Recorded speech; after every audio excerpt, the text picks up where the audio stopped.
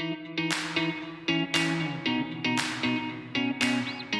so delighted today to have two superb marketers who are great friends, folks I've known for many years. And I'll just tell you a little bit about them and then hand over them. So Jon is the Chief Marketing Officer, Global Chief Marketing Officer of Verimatrix, which is a global cybersecurity company, French company, publicly traded in Europe, but has a global footprint. And Jon is a very experienced tech marketer who's worked for Dropsuite, Apex, DocDoc, started his own company called Herdable. And I got to know Jon when we worked together with Bank of America about 10, 15 years ago. So I'm glad, and Jon, Jon has some great experience, particularly over the last year with COVID, about how to use virtual summits. Erin Farrell Talbot is one of the best marketing professionals I've ever worked with. She was our PR consultant with my own company, Unify Health.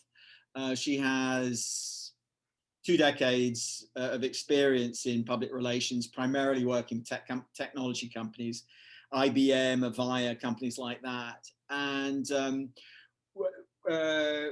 Erin actually has some clients who are produce events and produce a lot of virtual events, particularly this year. And so I thought it'd be great to have her share what she's been learning about there. So what you're going to get is you're actually going to get 2 presentations. Jon's going to give the CMO's perspective, and then hand over to Erin, who's going to talk about best practice and sort of more generally kind of how to implement virtual summits at scale.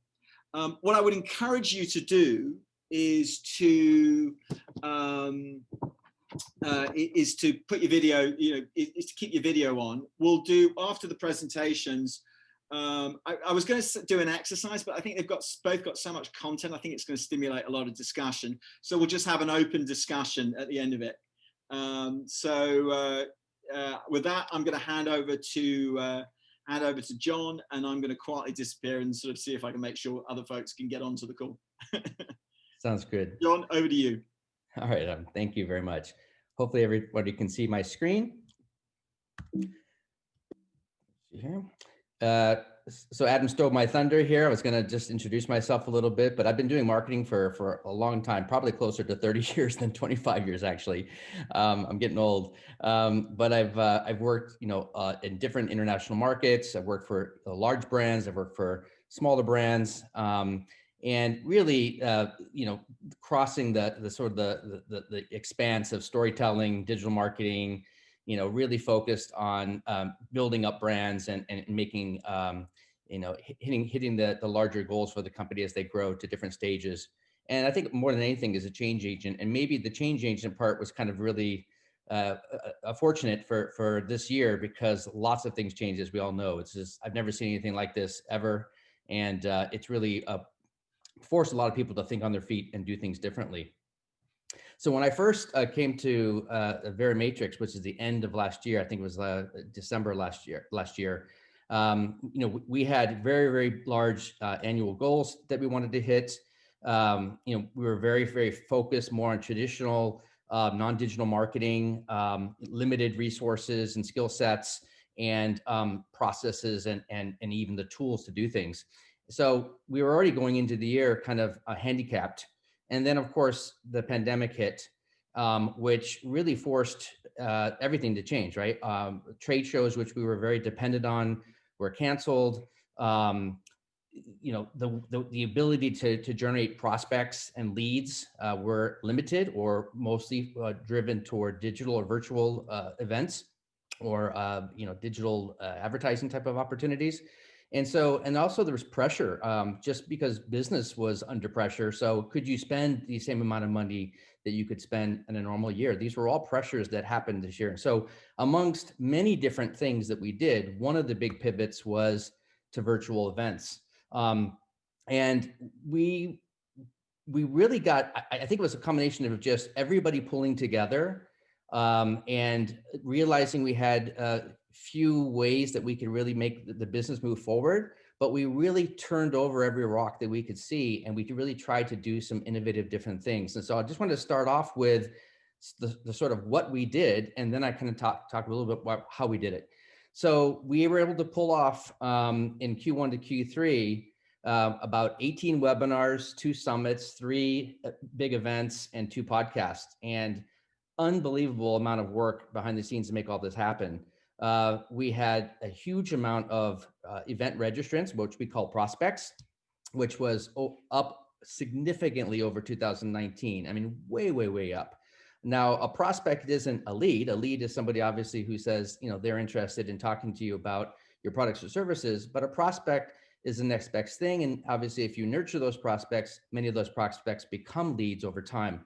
But this was something that we really set as a goal. We knew that leads, we had normal, lead generation activities underway, but we really wanted to focus virtual events on growing our brand, getting our brand out there, making sure that people realize we were not absent from the scene, that we're still doing a lot of these different events and even entering into new markets.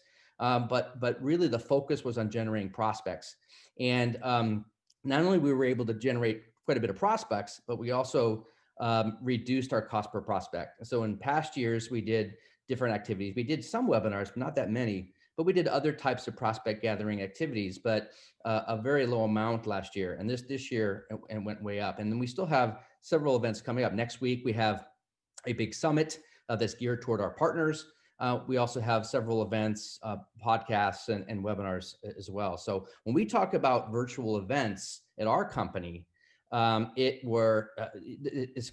consists of self-hosted summits. So these are basically multi-tiered type of events. They could be webinars, they could be meetings, they could be video presentations, they could be interactive discussion rooms, a series of environments, online environments, usually in some type of a microsite where we host it and do it all ourselves. And then the second one was self-hosted webinars. Sometimes these stood on their own, and sometimes they were parts of summits. We also did sponsored summits, webinars, and podcasts. So these are where we reach out to a third party that had a much bigger reach than we did, and we would sponsor that webinar or summit or podcast and participate in some way. And then the fourth one was we were a panelist on a third party webinar. Primarily, this was brand focused. We didn't generate any prospects from these types of things, but they were just good for our brand. And we do those types of things on an ongoing basis previous years, and we've done them on this year as well. Just wanted to pause for a second and before I get into the next section to see if anyone had any questions that they're burning in their mind. If not, I'll continue, but if you did, I'm happy to address them right now.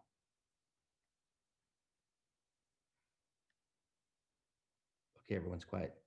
I'm going to move it on. So how did we do it?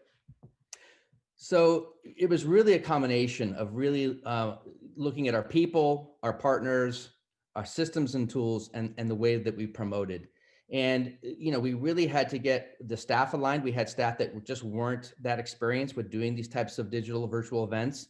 So we had to reach out to new vendors. We had to educate ourselves. We had to try and fail. We had to push people to the limit. The main thing was asking people to step up, asking people to try new things, realizing we were walking into something that not a lot of people were experienced in, but really setting the bar high and asking people to step up and amaze us. And people did.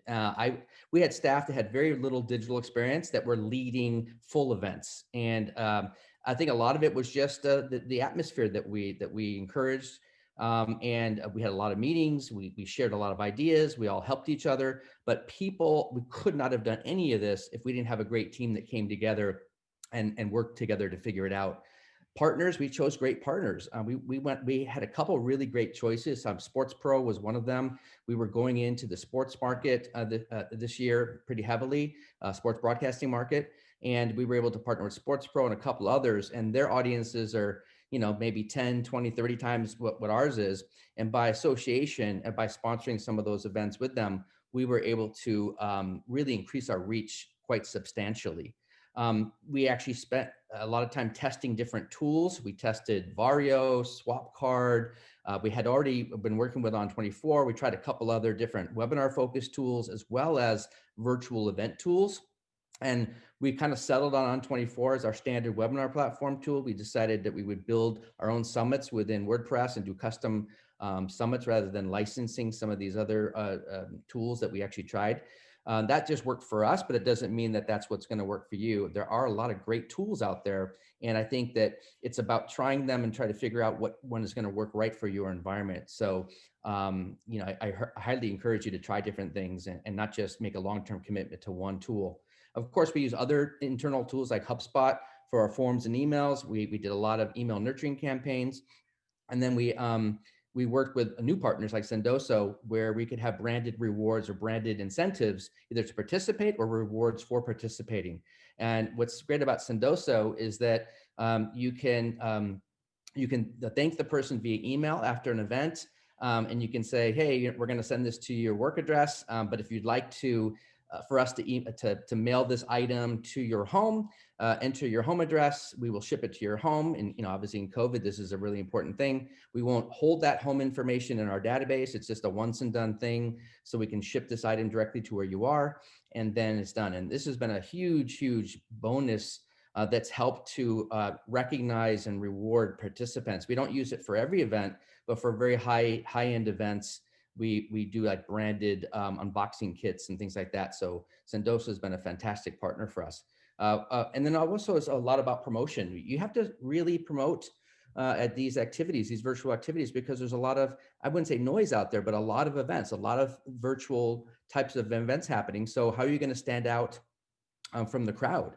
You need to do things like issuing press releases and heavy participation in social media. I think the key with social and email blast for that matter is to really reach out to your panelists and the participants and get them to help out as well. Not just do it all yourselves, but if everyone sends out email blasts, if everybody participates in social and everybody networks, you're likely to have a greater effect. And of course, we also did giveaways and different things like that to help sweeten the pot and get people more interested. And so we had a lot of really great learnings, and I don't want to read everything here, but and if any of you are interested in getting some of these after this presentation, happy to provide them to you, or I'm sure I can do it or Adam can do it. But really, I think just one. Yeah. Sorry to interrupt, but just one. But after this, I will, if it's okay with you both, I'll share the presentation, and I'll also there'll be a recording of the workshop, which will be available to everybody. Fantastic, Adam. Appreciate that. Hey, John, question while we're on this slide. Why did you guys select On24? What did it deliver, or what did it have that maybe the traditional ones didn't have, like GoToWebinar or even Zoom like we're on now? What was special about On24? Yeah, and by the way, we do use Zoom, we do use GoToMeeting, we do use Teams, but we liked On24 because one of the things we found is when we were doing our own summits or webinars, we're an international company. We have people in different time zones. We have different people have different levels of connectivity in their home. Some people have very strong internet. Some people have weak internet. And when very early days, we tried a lot of live events. And as you know, we experienced it a little bit, today at the start of this thing.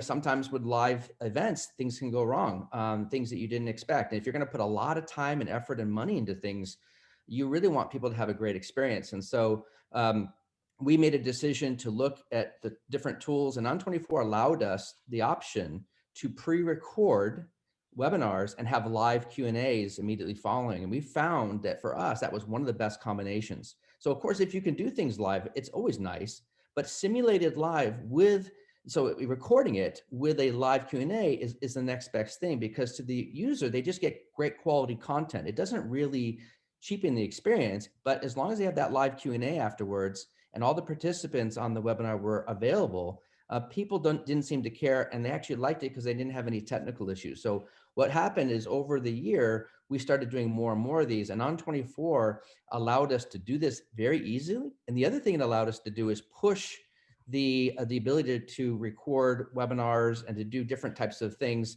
to our participants remotely. They could do it themselves. So there's a lot of features in it that we really liked. Also, the fact that, you can advertise and there's landing pages built within it. There was just a lot of other types of things. But for us, the biggest thing was to be able to pre-record with live Q&A. No, that's great. Thanks. Mm-hmm. John, Brian Schneff here. I've not used On24. I don't have personal experience, but it did come highly recommended to me by an event marketer as it's more than just a webinar platform, but more of a virtual booth, virtual, trade show type of a platform. And you described it well. I don't want to steal any thunder there, but I'm just kind of curious if others have any experience with it, because I want to investigate it a little bit deeper. Yeah, I mean, perhaps there's some people on the call here that can address it more than I. We probably haven't even used it for all the features and functionality that it has yet. We kind of use it in conjunction with sort of a custom event page that we create. We did test a system called Vario this year, where you could do them all together in one, but we found that, again, there were some technical limitations that we just felt weren't ideal. I liked Vario very much, but it wasn't perfect for us. Swap cards are really a fantastic environment, but it didn't allow us to do some of the embedded, it didn't work with certain tools that we work with. And so there were limitations there. So we found that no one worked really great for us. But if anyone on this call, wants to comment on On24, please do.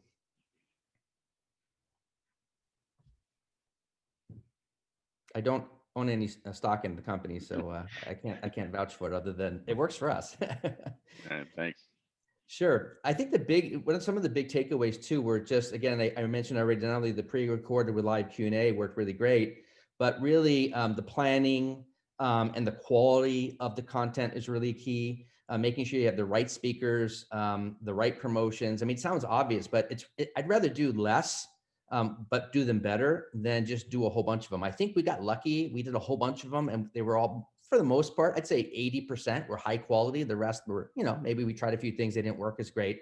But if I could do a do-over, as I think about next year, I definitely would do less, but make them a little bit more high quality, put a little bit more effort into each of those, the ones that we're doing. So that would be sort of a takeaway. The other thing that a surprise is the on-demand viewing after the virtual event is quite high.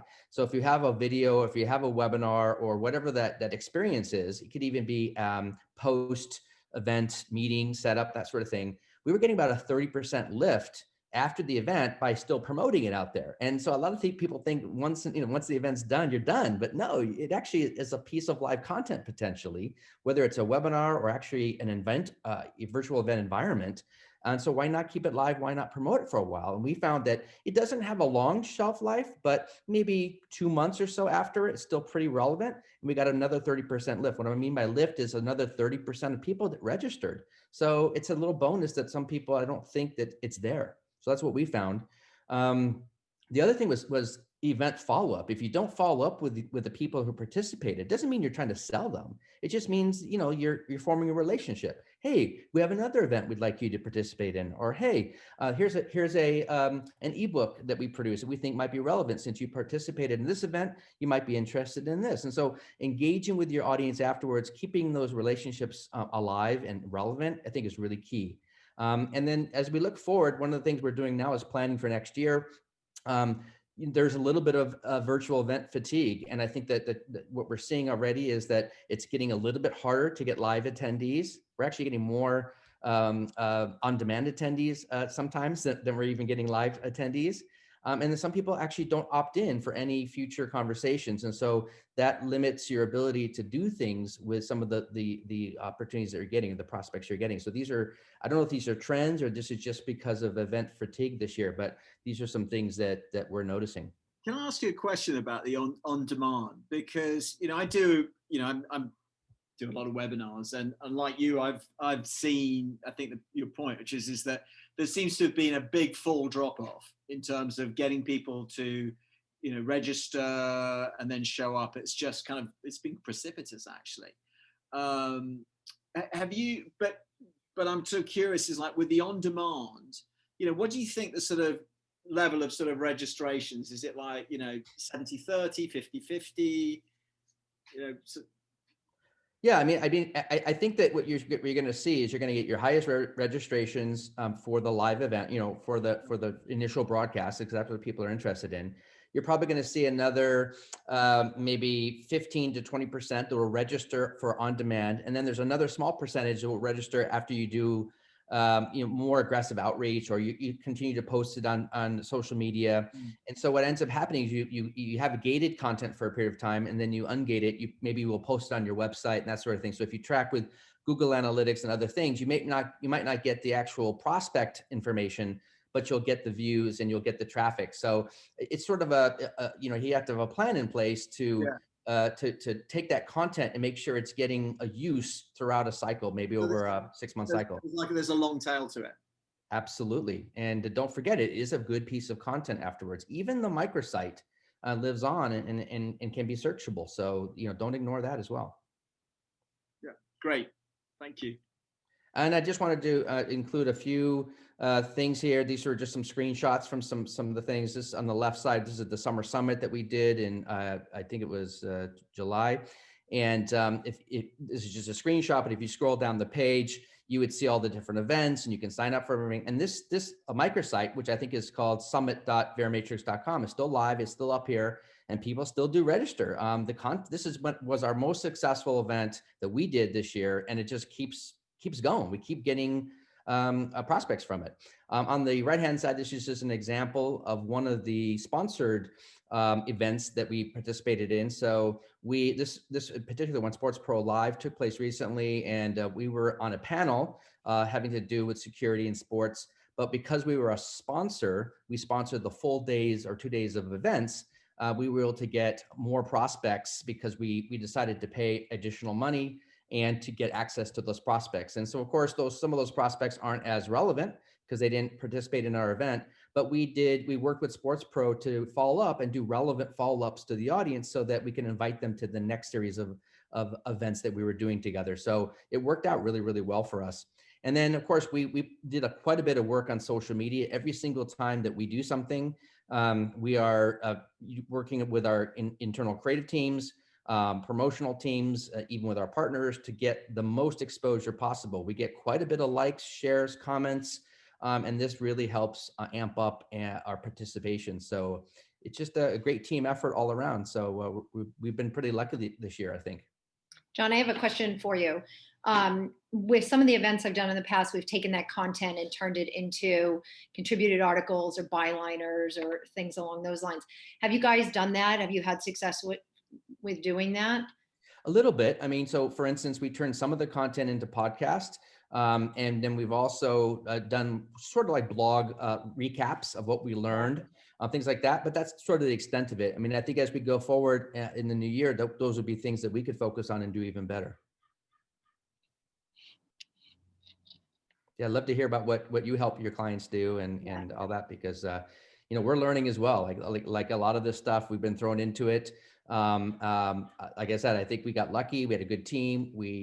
The right elements kind of came together. But just because you're successful this year doesn't mean we're going to be successful next year. We all have to learn from each other, share ideas, and continue to improve, because everybody else is doing the same thing. We're all competing for the same attention out there. So you can't just sit on your laurels and think you're going to do great the next year. You're always got to think ahead, and that's why tools and tips and techniques are so critical. Anyway, that's my presentation. I'd love to turn it over to Erin.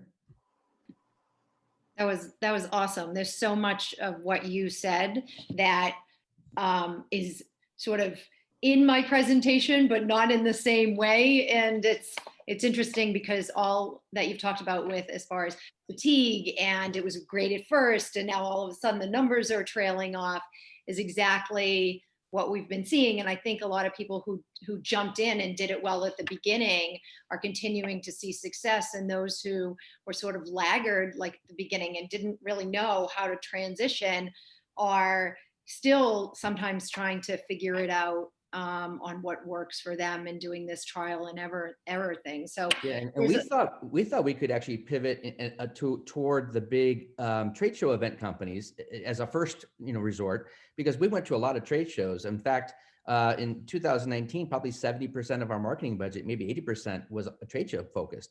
So we thought at least a couple of the big guys, the NABs, the IBCs, at least the shows that we go to, would pick it up and have great virtual events. And none of them, I think one maybe had a virtual event. It was a bomb. So luckily we didn't, bank on them to kind of save us. We assumed that they would come through, but none of them did. And I assume next year they might, but this year they didn't. Yeah, I mean, they're trying to figure out that pivot right now in the company that I work with, a company called T3 Expo. They did shows for eBay, for Amazon, for Toy Fair, big shows at the Javits Center, big shows at Moscone. They have been working with those big companies to try to help them pivot and shift it. And it's been a challenge for, I think, most people that used to want to see people live and going to these events, and you create these shareable moments and events that people want to physically be at, right? So it's a huge mind shift and a shift for all those companies. So it has definitely been a challenge. So kudos to you. I mean, what you've done has been unbelievable. So it's great. Anyways, I had to say that before I jump in and share my screen. A question here, actually, which I think you probably cover, but I just sort of tee it up, which is from Lana Thompson saying, looks like most promos have been done through LinkedIn. Are any other channels that are working well? Well, LinkedIn, obviously, it's the business social network, right? So the key with LinkedIn, though, is not just general advertising. You can target the advertising that you do. And if you're really smart, and I have a great digital guy on my team, I'm not going to say his name because I don't want anyone to poach him, but he really does amazing work and uses targeted LinkedIn to really get the messages to the right people. And you can't just do it once. You have to basically serve it up when they're using the system. So that's key. But the other thing we did quite a bit was Google paid search, very targeted paid search campaigns. And the other one was email, and not just one email, but a set of nurturing emails. And we provided emails to all of our partners because we knew that a lot of them had marketing staffs that were underfunded or understaffed. And so we did a lot of the work for them. We even provided HTML emails for them just to send out to their databases. So anything we could do to get the word out. Great, really helpful. Erin, over to you. Awesome. So I think we can all agree that we're in the fatigue mode at this point, and we want to continue to do virtual events if we're going to move forward with events. But how do we avoid mundane fatigue and still trying to get people to attend those events? So that's really what I'm going to focus on. I'm going to walk you through 10 different ideas and ways that you can draw people in and continue to be creative, things that I've done for other clients, things that I've seen done for companies that have worked. And I'd love your feedback throughout. That would be great. This is a little bit about me. Adam introduced me at the beginning, but I founded my own company 12 years ago. I've been doing tech PR for 25 years. And I've worked in-house at big companies and also large agencies, some small agencies as well. I was a former journalist. I started out as a journalist for several years. I'm here in New York City, originally from Boston, Massachusetts, though. And I consider myself a storyteller and what I call a media Jedi. So I have to put the logo slide up. So I think every presentation needs one of these. These are some of the companies that I've worked for throughout the years, not just doing events, but media relations, analyst relations, all kinds of stuff that involves corporate communications in general. So let's jump into it. Why I wanted to do a live poll here because I have found that a lot of the Zoom events that I attend, or even these virtual events I attend, I am more engaged when I am either filling out a poll or doing a Q&A, or there's something that I, have to be involved in and I don't, go do my email, check my email, or get up to do something else. So I wanted to do a live poll on why you the folks here don't attend virtual events, or why haven't you attended? Zoom fatigue, we talked about. A lot of the time it's recorded sessions. So you say, oh, I'll catch it later. I'll catch it at a later date. It's overkill. I think we're all feeling this overkill, that we miss seeing people, we miss going to events. And do you want to ask people to put something in the chat where they said, you know, what's sure. yeah. I would love that. That would be great. So Erin's question is, you know, people who are not, you know, getting like a zillion webinar invitations or virtual event invitations, why are you not going to them, whereas you might have been going to them before? Just put whatever you think in the chat, and I'll report back to Erin at the end of it. That'd be awesome. I'd love to see that. Sometimes they provide little value. So you think you go to an event, you last 5 minutes, you jump off because it's just not what you thought it was going to be. And let's face it, some of them are just so boring. So these are some of the reasons why most of us are just opting out these days. So actually, just there's one that came in, which is, you know, I have to pick and choose. I get so many, I have to pick and choose which ones to attend, or not enough time, you know, to go to them all. Not enough time, right? Right. You got to do your job too. I mean, you could spend all day long on events and just tuning in. It's tough. It's a lot of it is overkill. So I worked with this company, as I mentioned at the very beginning, called T3 Expo. They're an events contractor. They've done a lot of events on a global level. And we worked together on this piece for Forbes, maybe it was a couple months ago together. And in collaborating with lots of companies, from, you know, Adobe to other agencies, working with this firm, myself, we put together these 10 ideas for making virtual events a little bit different, and places that you know you're going to want to attend or tune into. So this is what we call a roadmap for creative thinking when you're planning your next event. And I'm going to walk through each one of these, but I'll just quickly: personalize the experience, create virtual rooms, consider a hybrid event, create regional events, deliver bite-sized consumable content, make it live, create a showcase, plan for sequence and choreography, offer tiered pricing, and make it safe. So let me walk you through some of these. This is some that we've done. Personalize the experience. So it is certainly a chance for brands to create these experiences that are meaningful. And I grabbed these 2 screenshots because I thought the NBA did an amazing job creating these very personalized virtual experiences for fans. And the Celtics fan down the bottom is actually my brother in the green. And he was so excited by this that we all tuned in to watch him, and we all tuned in to want to see him. It was such a personalized experience for him that was created. So I loved this, and I thought the NBA did such an amazing job. Create virtual rooms. I mentioned before I got on this call that I was helping my son, who's in 5th grade, with some of his work. I think if anybody has a school-age child, you've seen them go into breakout rooms. I think that's one of the things that I think the schools have done a great job with.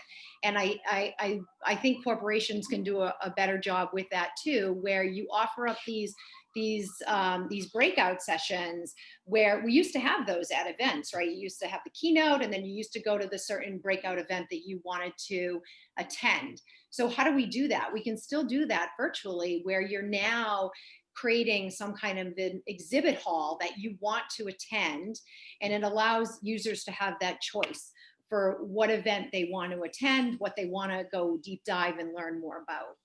Can I just add to that? Because I find that, you know, with these workshop sessions, I quite often will do like have an exercise and then put people into breakout rooms. And I think everybody's a bit sort of weirded out with them. It's like, what's going to happen here? But what I've found is that people love them because, you know, it's a session like this where you've got 10, 20 people attending. It's not a webinar where you've got 100. It's just a much smaller group. it's much more intimate and people get to know each other. And actually, I think what's happened is that there've been some connections that have been made and people have gone off and actually done business together. I think there was a question, which is, how do you get people into the virtual room? I mean, the way that, I mean, if you've got a Zoom call, like if you've got like 30 people on a Zoom call and you want to get them into a virtual room, if you're the the host, which I'm right now, there's a little box down at the bottom that says breakout rooms. Yeah. And you push that, you say how many breakout rooms you want. You can do it randomly. So, there are 12 people on the call right now. If I did 2 groups, you'd have 6 people in each one. And it's sort of like you suddenly appear and then the host can then, pop between the groups. So they really, really work well. There's actually a point here from Wen, which is I love facilitating in-person and virtual icebreakers and learning activities before the conference talk. So it's a really good way of doing it. Sorry, so carry on. Yeah. No, I agree. I mean, I see it's way more intimate.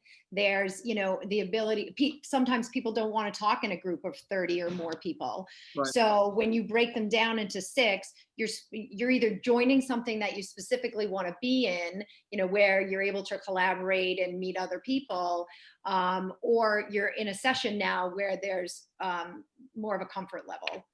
So I really like breakout rooms. I see it with my kids, and I see that they're way more engaging in the breakout rooms than they are in a classroom full of 30 people on a Zoom call.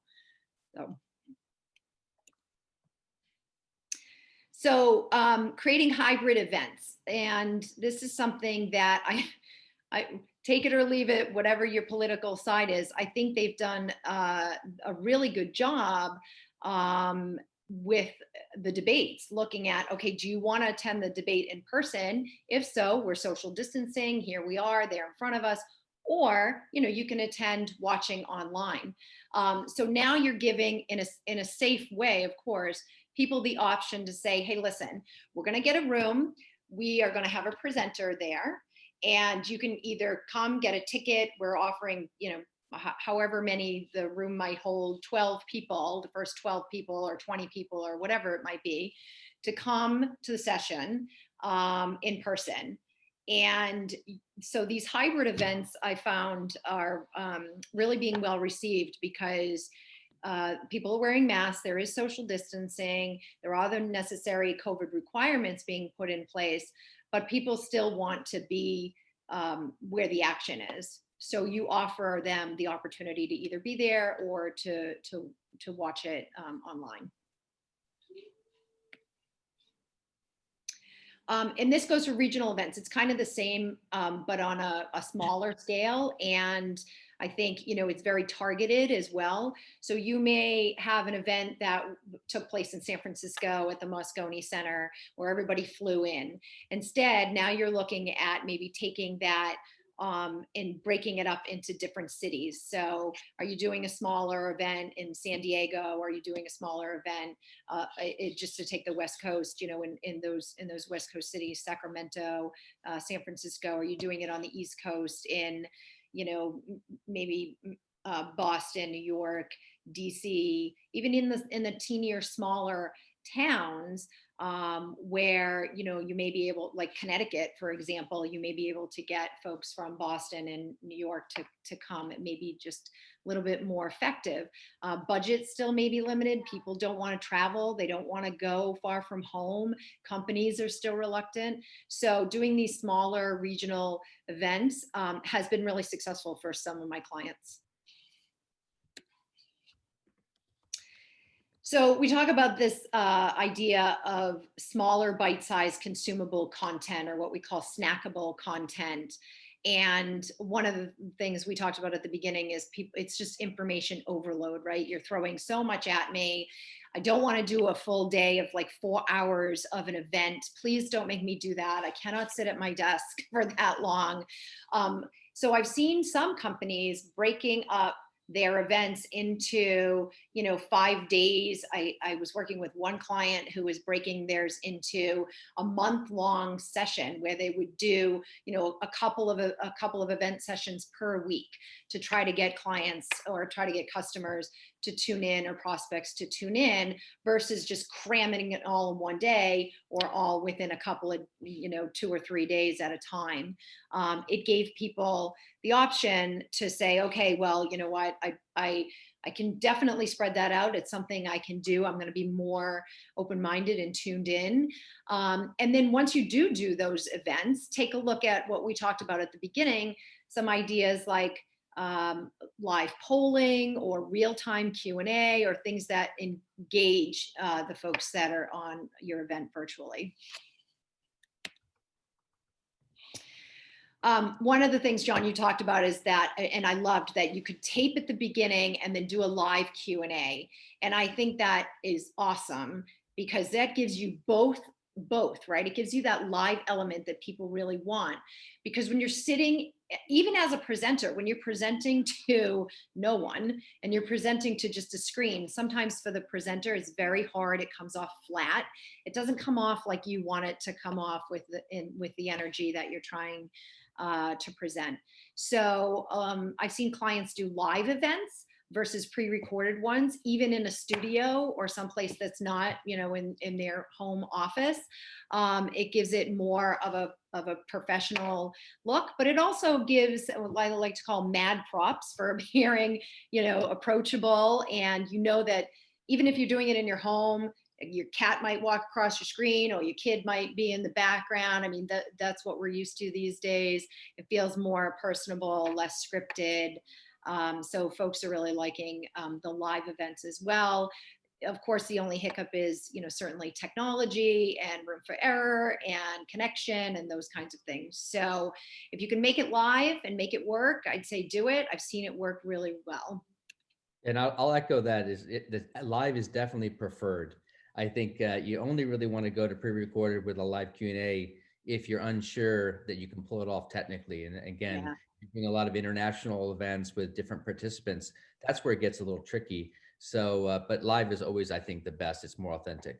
Yeah, definitely. But I like the hybrid model of what you had done with the taping with the live Q&A, because I think people still want that interaction, right? And the live Q&A allows that. So that's really a cool option. Create a high quality showcase. So I saw Oprah do this and I was like, wow, that is awesome.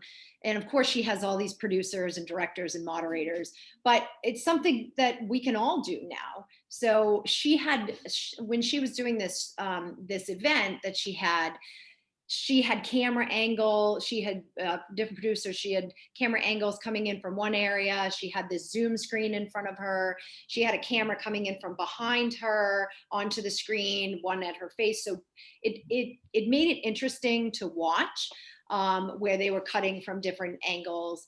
She had some pre-recorded content, some B-roll that she had thrown in there. And who does this really well is sporting events and live sporting events. So consider that if you're looking at a live event or even a taped event for that matter, but getting a producer or getting someone who can be somewhat of a director or a moderator with multiple cameras, it makes it a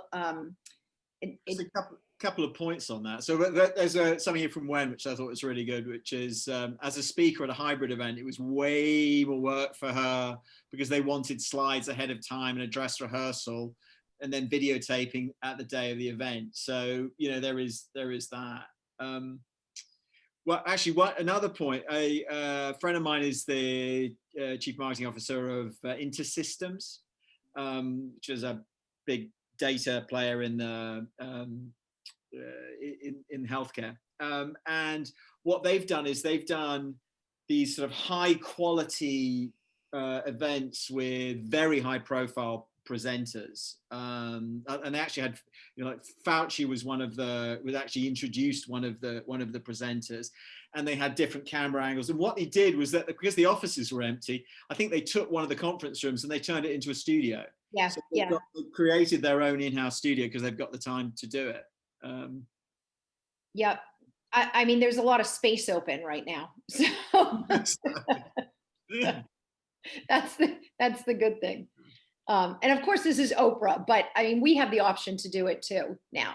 I think people expect that when they're seeing events, that it's more of a production now.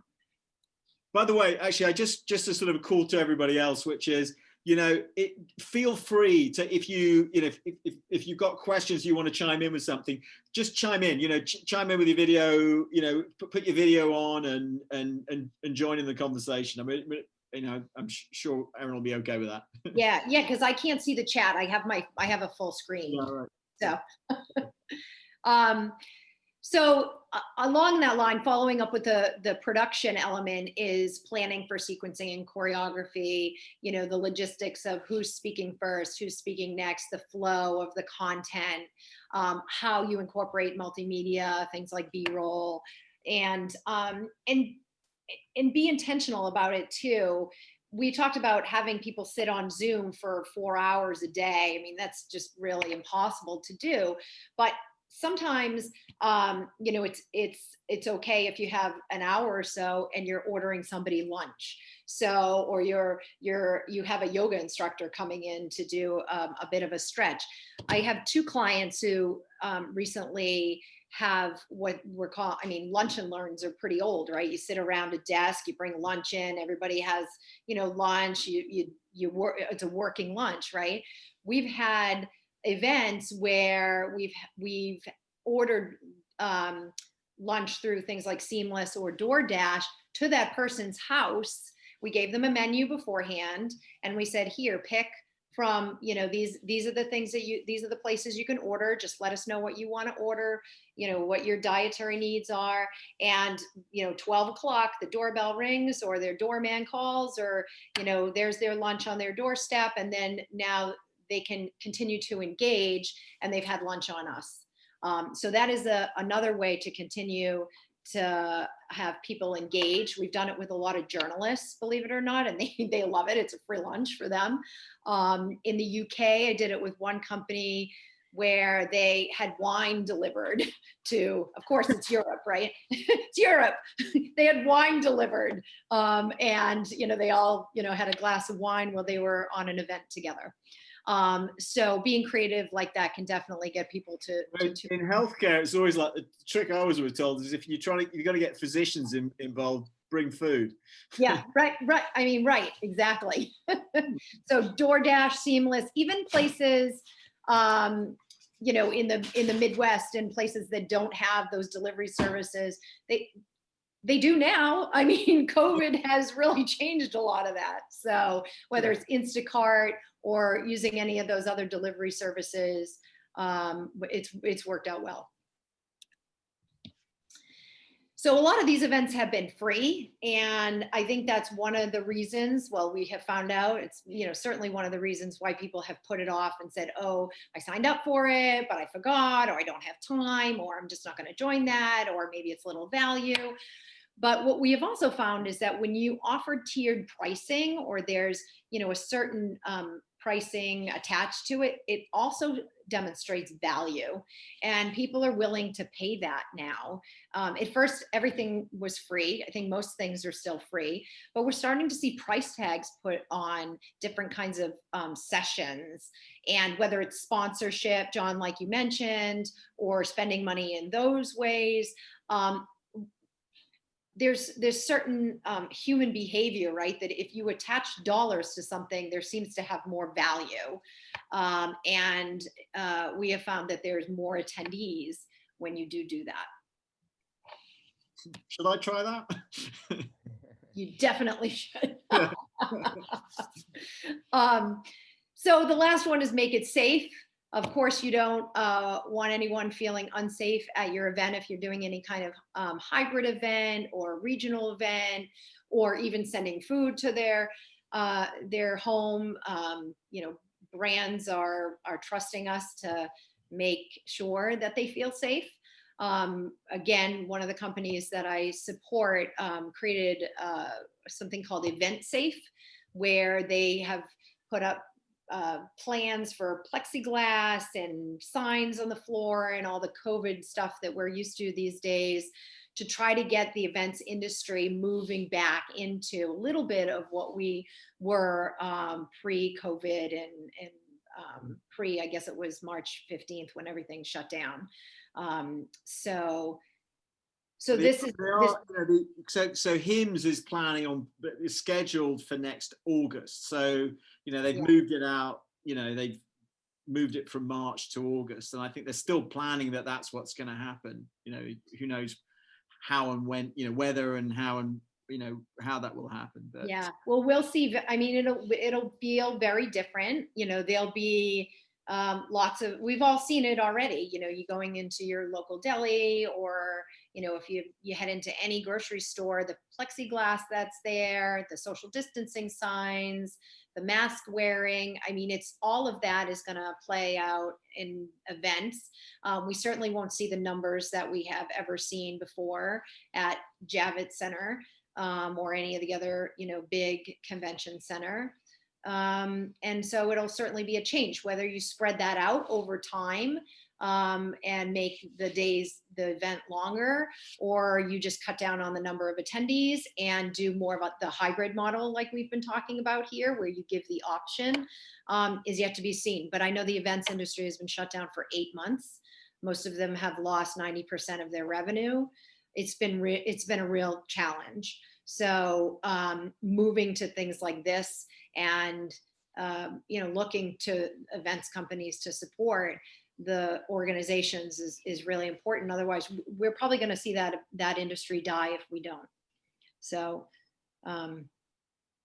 that's been the challenge for that industry. But they're doing all these awesome creative things too.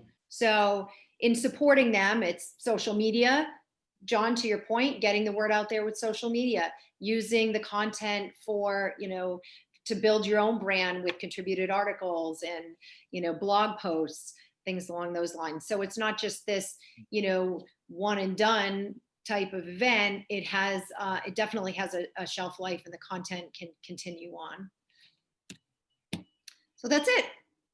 Well, thank you. That was just both of you. I just want to say thank you both for, brilliant insights, and thank you for the hard work that you both put into doing this. What I'm going to suggest is, please, everybody, switch your cameras on.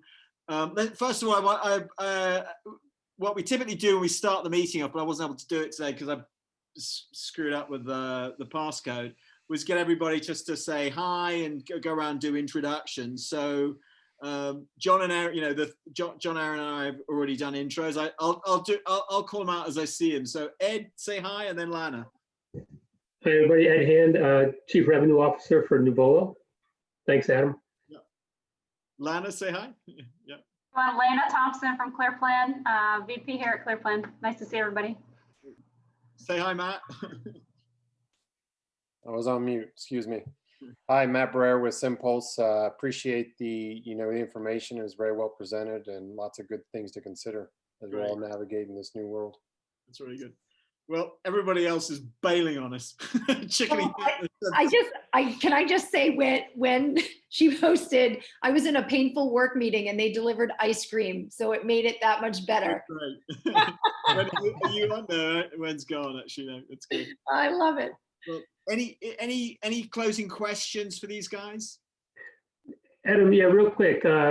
Obviously, these events are focused on results of getting net new pipeline. For John and Erin, what sort of conversion rates are you guys seeing with the virtual events converting to new pipeline that you typically would have experienced from in-person trade shows and events? So I can talk to it at a high level. Obviously, we're a public company, so I can't disclose too much. But I can tell you, we are the amount of prospects is up enormously, and then the prospect to lead ratios are consistent with what they were in previous years. So for us, it's prospects can be nurtured over, for us, it could be an 18-month sales cycle.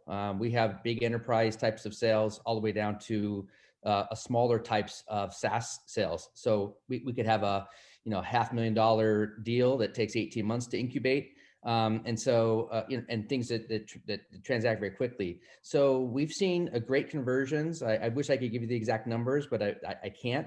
But good, solid conversions from prospects to leads, as long as you have a good lead nurturing program in place. And there's typical stats that are out there as far as what you can consider a reasonable conversion rate for an enterprise, like an enterprise sale that we have, and those are generally what we see. And there's been no difference after the pandemic. It's very similar. Yep, good. Adam, just for takeaway for me, obviously, one thing is content is actually even more important than it was before, right? Content was king before, now it's even more important. And then Erin, we're actually piloting the wine event next week with one of our partners. I'll let you know how it goes. And it's with a partner, so it's a soft sort of trial, but just want to see how the logistics work and just the experience. And surprisingly, it's fairly affordable for 10 people. I think each person gets 2 bottles of wine, and total cost is like $700. So Yeah. Awesome. Adam, I'll let you know how it goes, and you can provide the feedback to the team. Good, because at least that way you don't have the liability that they might drink and ride or get in a wreck. Yeah, I think we put the limit on lunch at $50, and we said, New York City $50 lunch versus someplace else in the Midwest, you're probably not gonna spend $50, but it's pretty good lunch. But actually, I mean, for a lot of people who are dependent on having physicians come to meetings, that's the sort of thing which, you used to show up with a tray of donuts or a tray of sandwiches, and they actually would get people into the room. It's like, maybe that's a way of keeping that, of replicating that. Well, think about telehealth. All the doctors who have now, physicians who have gone to telehealth practices. So they're on all day long. So that could be a really nice break. Yeah, right, exactly. Yeah, show up to the meeting and then you will get a coupon for DoorDash to deliver your lunch later or something like that. Yeah. You make it sort of like you deliver the lunch, they won't show up to the webinar. Oh, I'm sorry, I couldn't have to see a patient. Like, yeah, right. They have to go to the meeting, and at the end of it, they get their little coupon. They'll You get your DoorDash, right?